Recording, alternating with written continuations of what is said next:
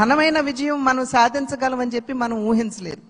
ఖచ్చితంగా అధికారంలోకి వస్తాము అనేటువంటి భావన ప్రతి ఒక్కరిలో ఉన్నప్పటికీ, ప్రతి నాయకుడికి వచ్చినటువంటి మెజారిటీని ఒక్కసారి మనం చూసినట్లయితే ప్రజలు ఒక కసితోటి ఎట్లాగైనా సరే ఈ యొక్క ప్రజా వ్యతిరేక పాలనకి అంతం పొందించాలి, జగన్మోహన్ రెడ్డి అనేటువంటి ఒక రాక్షసుడు ఎవరైతే పరిపాలిస్తున్నారో ఇంటికి పంపించాలి అనేటువంటి భావన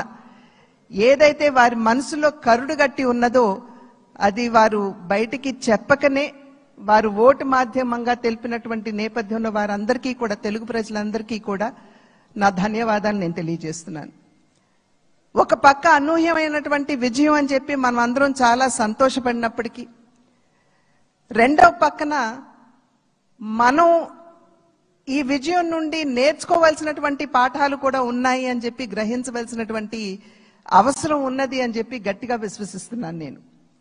ఎందుకంటే ఎప్పుడైతే రాష్ట్ర అభివృద్ధిని మనం పట్టించుకోకుండా ప్రజల్ని నిజమైనటువంటి సంక్షేమానికి ఎప్పుడైతే మనం దూరం చేస్తామో, మాకు తెలుసు ఏ విధంగా నిర్ణయం చేయాలి అని చెప్పి ప్రజలు ఈ ఎన్నికల్లో ఓట్ల మాధ్యమంగా వారు మనకి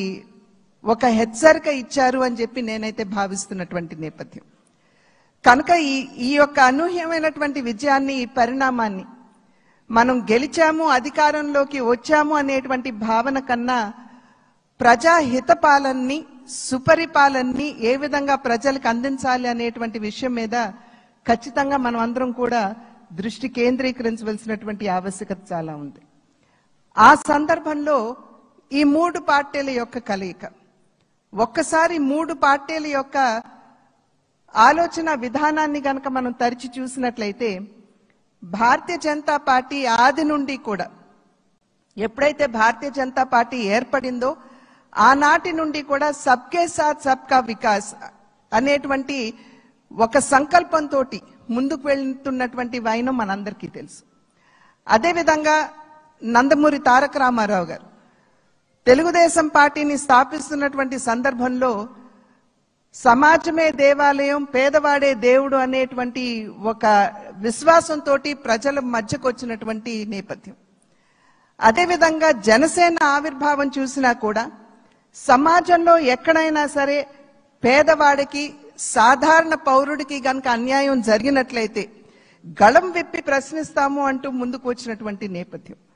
కనుక ఈ మూడు పార్టీల యొక్క ఆవిర్భావం, వారి యొక్క ఆలోచన విధానం చూసినట్లయితే ఒకే దిశలో ఒకే రకంగా ఉన్నటువంటి విషయాన్ని మనం గమనించాలి. అంటే సమాజంలో ఉన్నటువంటి సాధారణ పౌరుడికి న్యాయం చేయాలి, పేదవాడికి నిజమైనటువంటి సంక్షేమాన్ని అందించాలి అనేటువంటి లక్ష్యం ఈ మూడు పార్టీలకు ఉన్నటువంటి సందర్భంలో ఈ మూడు పార్టీల యొక్క కలయిక నిజంగా ఒకంత ఆలస్యమైనా కూడా ఇది రాష్ట్రానికి చాలా అవసరమైనటువంటి కలయిక అని చెప్పి నేను భావిస్తున్నాను. మరి నేను అనేక సందర్భాల్లో చెప్తూ ఉంటాను, ఈ మూడు పార్టీల యొక్క కలయిక చూసినప్పుడు ఒక త్రివేణి సంగమాన్ని మనం చూస్తున్నట్టుగా మనం భావించవలసినటువంటి నేపథ్యం. ఒక పక్క చంద్రబాబు నాయుడు గారి స్ఫూర్తి, చంద్రబాబు నాయుడు గారి యుక్తి, రెండవ పక్క నరేంద్ర మోడీ గారి స్ఫూర్తి, అదేవిధంగా పవన్ కళ్యాణ్ గారి శక్తి. ఈ మూడింటి కలయికే ఇవాళ రాష్ట్ర ప్రజల ముందు ఈ యొక్క అలయన్స్ గా, కూటమిగా ముందుకు వచ్చినటువంటి విషయాన్ని మనం అందరం కూడా గమనించవలసినటువంటి అవసరం చాలా ఉంది. ఇందాక చెప్పినట్లుగా ప్రజా సంక్షేమ పాలనని, సుపరిపాలనని ఏ విధంగా ప్రజలకు అందించాలి అనేటువంటి విషయం మీద దృష్టి పెడుతూ కక్షపూరితంగా ముందుకు వెళ్లకుండా మనం కూడా మన కార్యకర్తలకి తెలియజేస్తూ వారిని కూడా ఒకంత శాంతింపపరుస్తూ,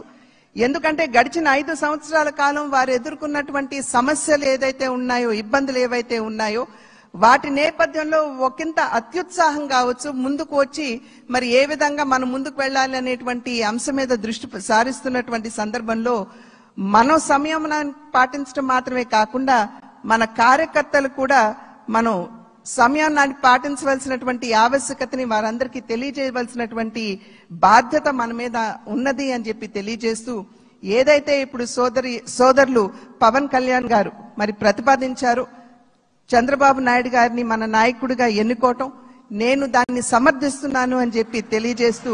మీ అందరికీ ధన్యవాదాలు తెలియజేస్తూ చంద్రబాబు నాయుడు గారికి మరి ఒక్కసారి నేను శుభాకాంక్షలు